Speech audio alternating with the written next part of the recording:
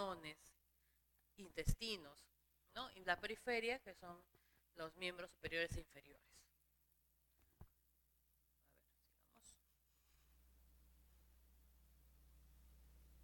Avanza.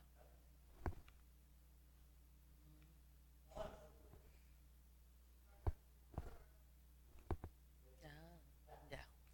Entonces, acá tenemos una idea de cuidados intensivos, ¿no? Aquí vamos a tener monitores de alta gama que nos van a dar variables hemodinámicas mucho más específicas. Que uno de estos son los monitores multiparámetros, que para nosotros en una UCI serían los más básicos. Sin embargo, en áreas hospitalarias, tener un monitor, aunque sea que nos dé dos o tres variables, sería bastante de ayuda para nosotros, ¿cierto? En cuanto al monitoreo, siempre hay que saber que lo más importante es cómo nosotros observemos. Y para nosotros poder hacer una adecuada valoración, es que hay que saber toda la fisiopatología de la enfermedad que estamos teniendo enfrente. ¿No es cierto? Entonces, no, como les decía, no es necesario tener monitores pues sumamente invasivos. Hay monitoreo no invasivo que solamente es en base a las constantes vitales, es decir, signos vitales, presión arterial, frecuencia cardíaca, pulsos, llenado capilar, frecuencia respiratoria. Vigilancia eléctrica, si tenemos una máquina de electrocardiograma, que es lo que han hecho hace poco, o se solicita ver cómo está ese trazado, poder analizar algo rápido y breve, una lectura rápida de cómo está ese trazado electrocardiográfico. Y muy importante, nuestra valoración, porque en la parte hemodinámica tiene mucho que ver cómo valoramos la piel, la temperatura. Entonces, esta monitorización va a consistir en conocer de forma objetiva los factores de la función cardiovascular. ¿Qué cosa? Corazón, que bombea y transporta sangre, vasos, que transporta sangre, y sangre, que transporta los oxígenos. Si alguno falla, al final de cuentas, va a quedar hipoperfundido primero la zona más distal y luego se va haciendo más proximal, porque el cuerpo es así. Primero deja de perfundir aquello que no le va a servir para sobrevivir. ¿Qué es lo que vas primero dejar de perfundir? Dedos. Entonces, si nosotros vemos un llenado capilar muy lento, quiere decir que está hipoperfundido ese paciente. Quiere decir que ya hay falla. ¿Cierto?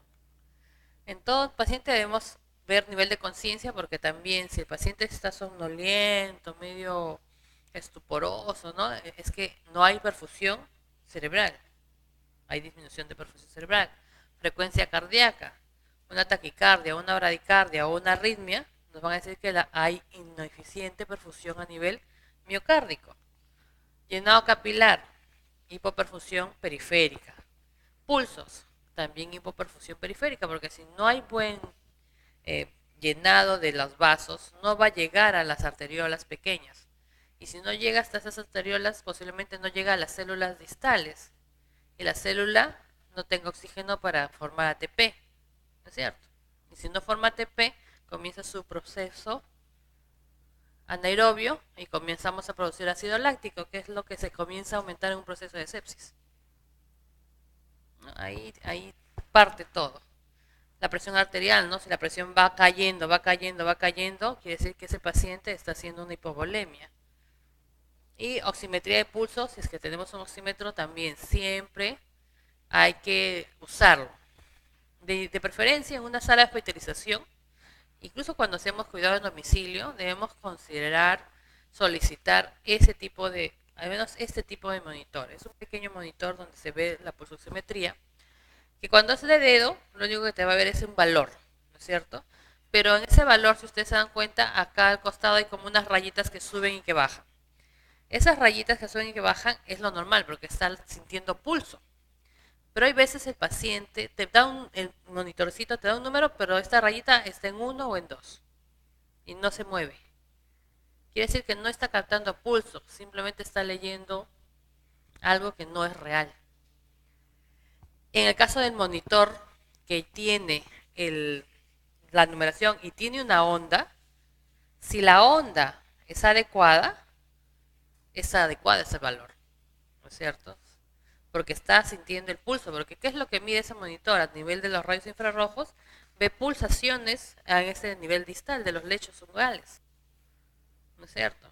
Entonces, y si tiene así una onda plana, tampoco hay pulso, simplemente el monitor trata de leer algo, no es real el valor. Entonces, todo eso hay que nosotros saber para que nos sea de ayuda. Otra cosa importante es el gasto urinario. Y aquí vamos a ver la diuresis, sobre todo en horario. Pero a veces dirán, no, pero en piso, pues, mi paciente se va al baño y orina, yo no sé cuánto orina. Pero más o menos uno cuando va, la técnica generalmente es la que va y dice, ¿cuántas veces orinó? Una vez en 12 horas, me preocupo. ¿Cuántas veces vamos al baño nosotros? ¿No es cierto? Tres, mínimo, creo que tres, cuatro, cinco, hasta seis, dependiendo. Y si está con suero y ha ido una vez, es preocupante, quiere decir que no está produciendo orina. Y si, bueno, hemos tenido la posibilidad de medir esa orina, si es menos de 500 en 24 horas, también es preocupante, no está orinando, ¿no es cierto? Está oligúrico, con tendencia ya a la anuria.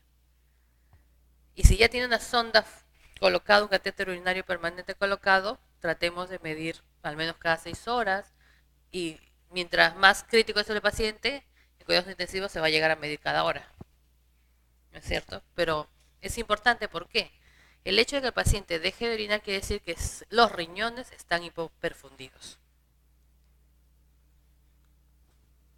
La temperatura, que también es importante, porque la temperatura, aparte que es un signo de infección, y esa infección puede llevar al paciente a un shock séptico, también puede ser un determinante del aumento del gasto cardíaco, mayor trabajo para el corazón.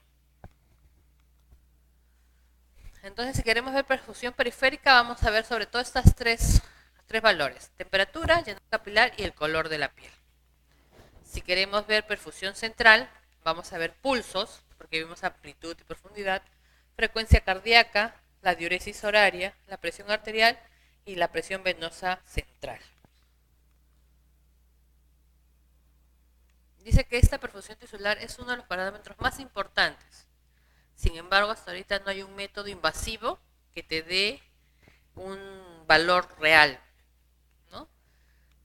Pero ahorita se hace solamente con indicaciones no directas sino indirectas y nos da una detección precoz del tratamiento del shock, que es lo que no queremos que llegue a nuestro paciente, al shock.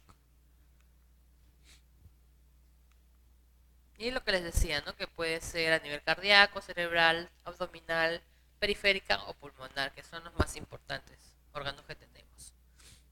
¿No? Lo que les decía, no hay ningún método directo. Y los métodos indirectos son el llenado capilar y la gradiente de temperatura central y periférica.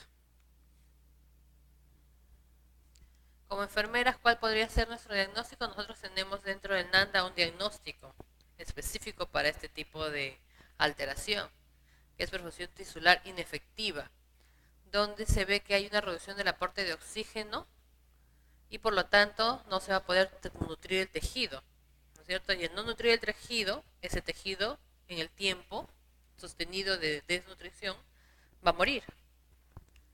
¿Y cuáles son todos los factores relacionados? Puede ser por hipovolemia. ¿En qué pacientes tendríamos que estar al pendiente? Pacientes con diarrea, pacientes con vómitos explosivos, pacientes con sangrado abundante, una atonía uterina. Si el paciente nos hace un shock hipovolémico y si no lo controlamos, se nos va. Y la hipervolemia es el otro extremo. ¿Pero qué pacientes nos van a hacer esta alteración? Pacientes con falla cardíaca, con antecedentes de falla cardíaca. Los ancianitos también, porque ya tienen un corazón insuficiente generalmente. Y otro paciente que nos puede hacer un shock por hipervolemia es los que ya tienen diagnóstico de falla renal crónica, ¿no es cierto? Y que están en terapia de reemplazo renal, es decir, que se realiza en ellos hemodiálisis. Interrupción del flujo arterial, problemas del intercambio, ¿no? A nivel pulmonar, interrupción del flujo venoso, acá puede ser una ruptura de vaso, un accidente, un politrauma, que hay una ruptura de vaso, sea arterial o venoso, o compresión y disminución de ese flujo, hipoventilación en pacientes que están entrando en estado comatoso, comienzan a ventilar menos, hacen acúmulo de CO2 y eso también hace que el corazón comience a fallar y no haya los latidos adecuados y no se irrigue correctamente la periferia. Deterioro del transporte de oxígeno a través de la membrana arterial capilar, desequilibrio de la ventinoperfusión, disminución de la concentración de hemoglobina en la sangre y por eso la campaña, pues, ¿no? De la anemia crónica en niños. Controlemos la anemia crónica y vemos que es parte de esto que puede pasar. Porque ¿quién transporta el oxígeno hacia los tejidos? La sangre, pero ¿en dónde? ¿A dónde va ligada? Va ligada a la hemoglobina. Y la hemoglobina está determinada, si es muy baja, es anemia. Es decir, que esos niños no tienen hemoglobina para transportar oxígeno. ¿Por qué creen que estos niños no tienen capacidad intelectual para retener ni atender? Porque no están bien perfundidos. Y desde ahí nosotros podemos usar ya nuestro diagnóstico de enfermería y la perfusión inefectiva en ellos, ¿no? Hay niños que, sobre todo en las zonas altoandinas, que están con hemoglobinas de 6, 6.9. ¿A qué se les puede pedir a esos niñitos? Nada, no van a poder retener, no van a poder captar nada, porque su cerebro está hipoperfundido. Desequilibrio, ¿qué más? Envenenamiento enzimático, alteración de la afinidad de la hemoglobina por el oxígeno, que ya esta es una patología diferente, ¿no? ¿Qué más? En relación a esto, la célula pues va a necesitar esta energía y no se va a poder administrar, pero hay intervenciones que podemos hacer, como que análisis de laboratorio, cambio de posición, cuidados para prevenir el embolismo periférico, cuidados para prevenir la insuficiencia arterial venosa, cuidados en la emergencia para que este paciente no haga una hipotensión severa, interpretación de datos de laboratorio, valores basales, manejo de hipovolemia y de líquidos y también de los electrolitos. Eso sobre todo cuando es diarrea, vómitos. Acá hay bastante pérdida de líquidos y electrolitos. Entonces no solamente es corregir volumen, es que corregir también electrolitos. Manejo de shock, precauciones circulatorias, las precauciones con los torniquetes neumáticos, prevención de úlceras por presión porque va a estar hipoperfundido. Si está hipoperfundido, la piel no va a estar bien irrigada y va a ser más propensa a presentar alguna lesión por presión. La resucitación, que puede ser también neonato, y vigilancia de la piel. ¿Qué podemos ver en cuanto a la temperatura? ¿No? La temperatura es de gran importancia clínica. Nosotros, como seres humanos, tenemos que tener una normotermia, ¿no? Un rango muy limitado entre 36 y 37,8. Dicen algunas literaturas que es lo que nosotros deberíamos controlar. Por encima de esto ya es fiebre y por debajo ya se inicia la fase de hipotermia, donde ya el cuerpo no reacciona igual. Sirve para valorar la gravedad de la enfermedad y nos ayuda a controlar la evaluación del proceso y la eficiencia del tratamiento. Generalmente vemos pacientes con temperatura, ¿no? La mayoría de ellos, hasta un 70%, en cuidados intensivos van a tener fiebre. En cuidados neurológicos, hasta un 50%, y casi todos los pacientes críticamente enfermos van a presentar alza térmica o alguna alteración en la temperatura. Entonces, la fiebre, ¿por qué es importante controlar la temperatura? Por esto, porque cuando el paciente está con fiebre, tiene mayor consumo de oxígeno, tiene mayores pérdidas insensibles, consumo calórico, produce más CO2, aumenta la frecuencia cardíaca, esto puede agotar el corazón, si el corazón está insuficiente. Hay vasodilatación periférica y también vasoconstricción pulmonar, lo que va a disminuir la oxigenación de la sangre. Entonces, si no oxigena bien la sangre, lo que se transporta no está bien oxigenado, por lo tanto la periferia no va a recibir adecuada oxigenación, ¿no? ¿Cuáles son las medidas que podemos usar? Generalmente nosotros nos vamos a lo farmacológico, ¿no? Paracetamol, metamizol, pero hay otros medios. Tenemos que saber que a través de conducción, convección y evaporación podemos enfriar al paciente.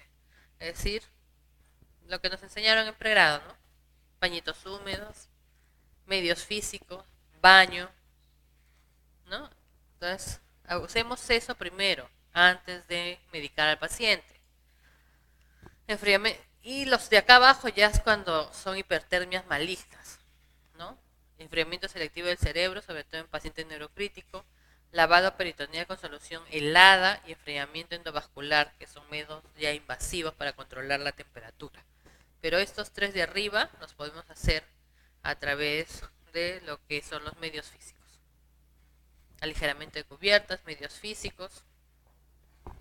Tampoco es dejar al paciente mojado ahí todo el día, ¿no? Hay que cambiarlo, toda la piel se macera también. Entonces hay que aplicarlo, sí, pero no sobreaplicar. Entonces, en cuanto a la fiebre, por ejemplo, dentro de la NANDA también hay un ítem, un diagnóstico que es hipertermia, ¿no? ¿Y cuáles son las intervenciones? Vamos a ver intervenciones más que otra cosa. Control de temperatura y de pulsos y frecuencia respiratoria y presión arterial cada hora, dice, que debemos hacer cuando el paciente tiene hipertermia, es decir, temperaturas más de 38,5. Valorar tendencia de la presión arterial, porque generalmente en la primera fase de la temperatura tiende a subir, pero cuando esto es sostenido comienza a bajar, porque se agota el corazón. Valorar características del pulso, generalmente de un pulso normal se vuelve un pulso saltón. Auscultar ruidos cardíacos y respiratorios cada 2 horas, monitorización, saturación de oxígeno, si es que tenemos, valorar control, temperatura y humedad de la piel, llenado capilar y calibrar transductores y equipos de lo que estuviéramos usando. ¿Qué más? Tomar temperatura, valorar signos de hipotermia o hipertermia, favorecer ingesta de líquidos, administrar antipiréticos según orden médica. También podemos hacer uso del baño con agua tibia. Y manejo del ambiente es que hay que ajustar la temperatura, ¿no? Si es un ambiente muy caliente hay que tratar de que se enfríe, ventilar un poco. En el tratamiento de la fiebre hay que ver las pérdidas insensibles, porque cuando hacemos el balance hídrico tenemos que calcular esas pérdidas adicionales. ¿No? Nosotros tenemos una pérdida insensible porque estamos a una temperatura normal, pero un paciente con fiebre tiene mayor cantidad de pérdidas insensibles. Y esas pérdidas insensibles debemos considerarlas en el balance, porque vamos a ver que el balance de lo que puede haber estado en más 100, al final va a quedar en menos 200. Porque más o menos por grado de temperatura para fiebre es entre 1.2 cuando es 38 grados, 1.4 cuando es 39 y 1.6, si no me equivoco. 1.2, 1.4 y 1.6 cuando es mayor de 39 grados por hora. Normalmente es 0.5 por kilo de peso. Ya, cuando el paciente tiene 38 es 1.2. Cuando tiene 39 es 1.4 y cuando tiene 40 es 1.6. Sumen eso, es más del triple de la pérdida insensible de un paciente normal. ¿No es cierto? Entonces imagínense la pérdida y nosotros no reponemos. Y no reponemos porque no lo consideramos en el balance. Pero es casi el triple de las pérdidas insensibles. ¿Qué más? Valorar el estado de conciencia, color y temperatura de la piel es muy importante.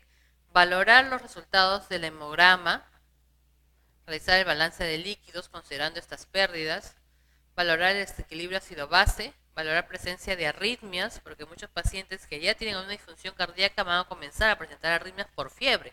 ¿Por qué? Hacen taquicardia, ¿no es cierto? Y si ya tenían una enfermedad eléctrica a nivel cardíaco, van a comenzar a hacer quizás taquicardias supraventriculares, colgajos de TB, que son peligrosos. Y administrar oxígeno dependiendo de la saturación, ¿no? Para mejorar su aporte de oxígeno. El llenado capilar. En cuanto al llenado capilar, ya les decía, ¿no? Que es muy importante. Generalmente se toma en el lecho ungual o también en la parte del dedo, en cualquiera de los dos. Primero hay que tener las uñas despintadas, el paciente, por eso siempre, ¿no? El paciente debe estar con las uñas sin ningún tipo de esmalte. ¿Cómo se hace? Se aprieta el lecho ungual hasta que este quede blanco. Una vez que queda blanco lo sueltan y cuentan. 1, 2. Si es menos de 2 cuando regresa al color normal o previo a la pérdida de color, es normal. En el adulto y en el niño es menos de 3. Si es más, entonces ya es anormal. Hay estudios incluso, más que todo se ve esto, los estudios más están en niños, ¿no? Que hay una fuerte relación entre llenado capilar prolongado con saturación venosa disminuida. ¿Qué más? ¿Qué nos dice? Bueno, ya les dije antes de los segundos. Cuando el llenado capilar es mayor de 3 segundos, indican baja perfusión a nivel distal. Y puede estar afectando por muchos factores, ¿no? Quizás hipotensión, las arterias están dilatadas, la sangre está muy viscosa, hay mucha densidad capilar que regulan y pueden alterar este llenado capilar. En la campaña Sobreviviendo a la Sepsis se hace un énfasis muy importante en lo que es llenado capilar, como un factor predictor de sepsis, o de shock, mejor dicho, y disfunción orgánica severa. Solamente esa prueba. ¿Que cuánto dura? Ni 5 segundos. Ahora, se debe realizar como en las 4 extremidades. O sea, no solamente mido llenado capilar en una mano, sino también tengo que medir en la otra y en los dos pies. Porque si hay un llenado capilar adecuado en una mano y en la otra no, entonces quizás hay una alteración que vimos al inicio, alteración en el flujo de la arteria de ese lado, no del otro. Y hay veces está bien en las manos, pero en los pies ya está en 3 y 4. Quiere decir que el cuerpo ya está comenzando a disminuir perfusión periférica, porque comienza por los pies.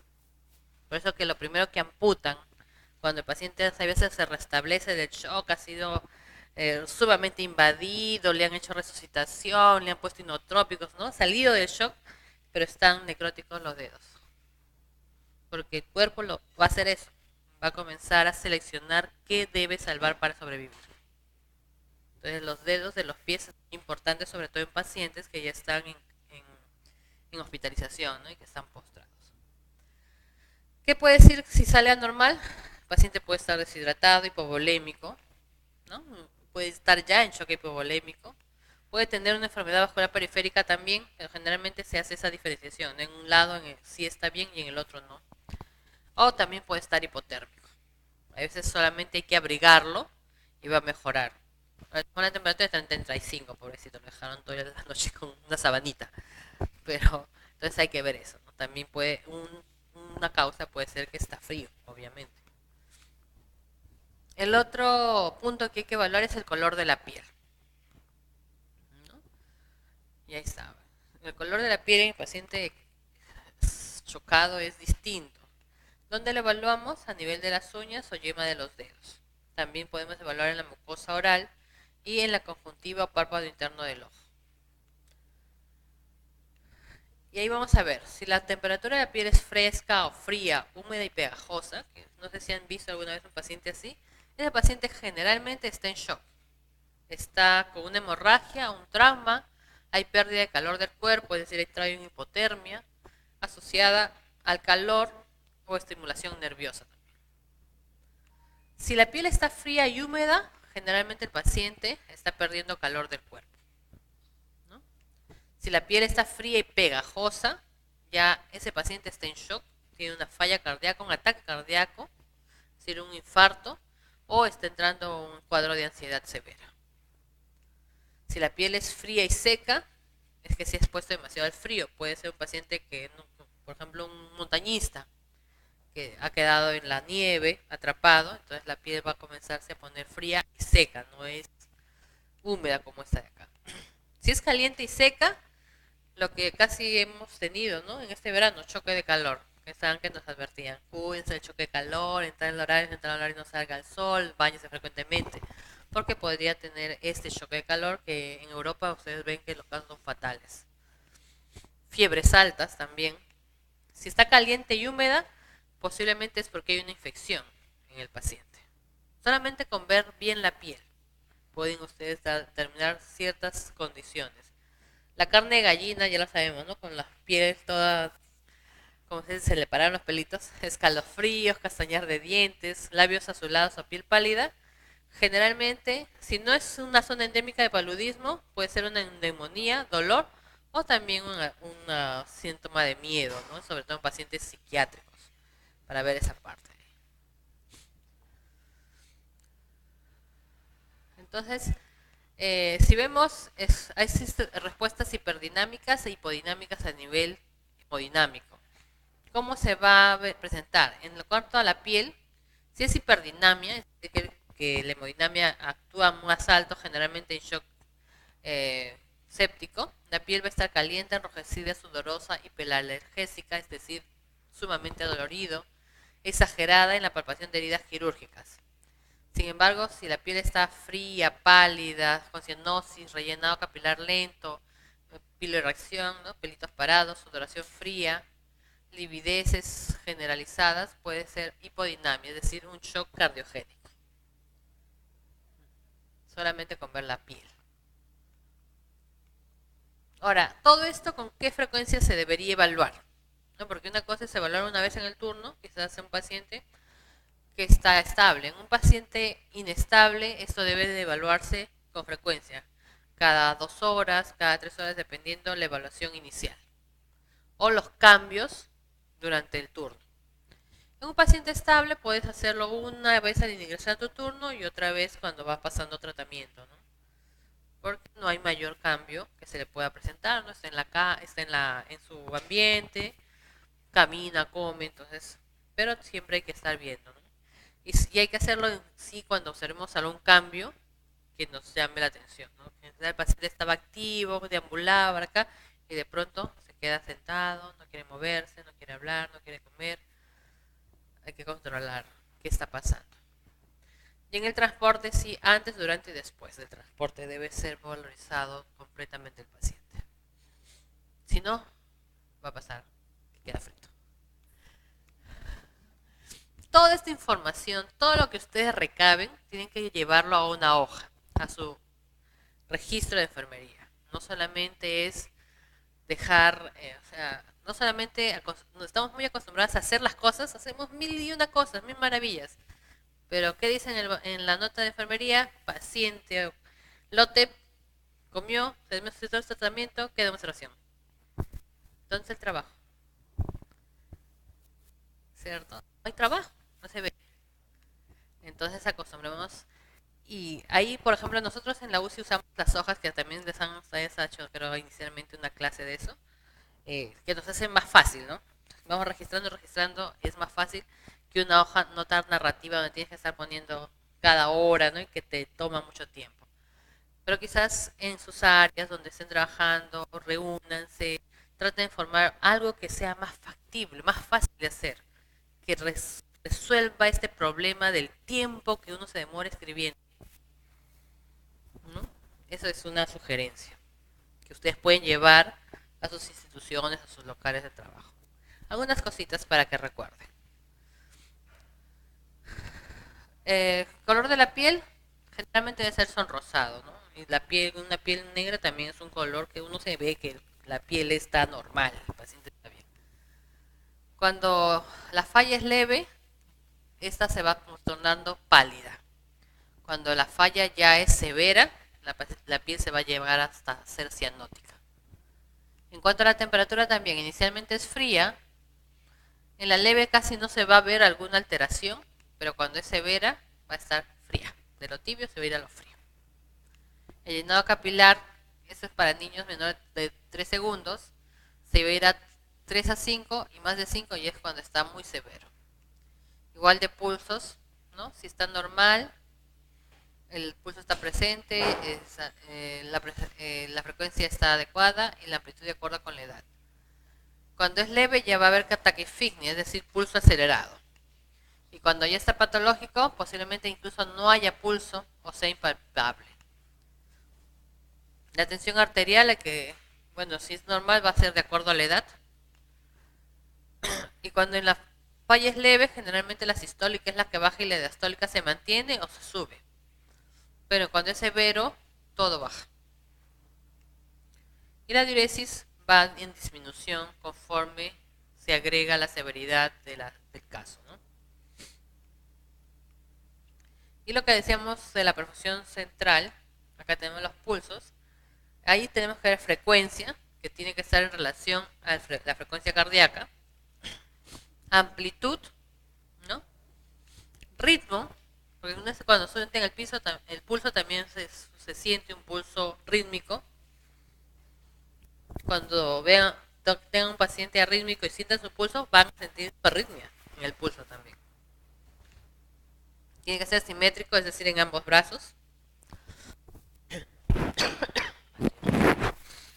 Y la amplitud, ¿no? Es la elevación, que debe ser normal. Cuando esa amplitud aumenta es lo que se llama ritmo saltón.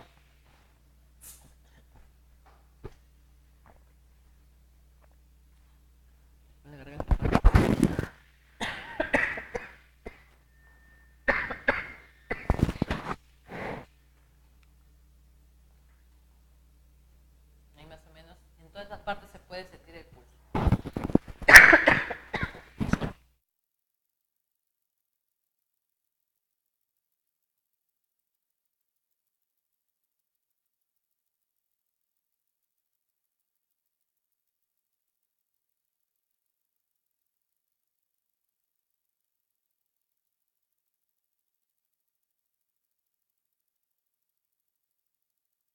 Entonces, cuando ustedes sientan pulsos, es igual que como les dije el llenado capilar. No pueden sentir el pulso en un solo lado. Tiene que ser comparativo. Porque puede ser que acá haya todo y en el otro no había.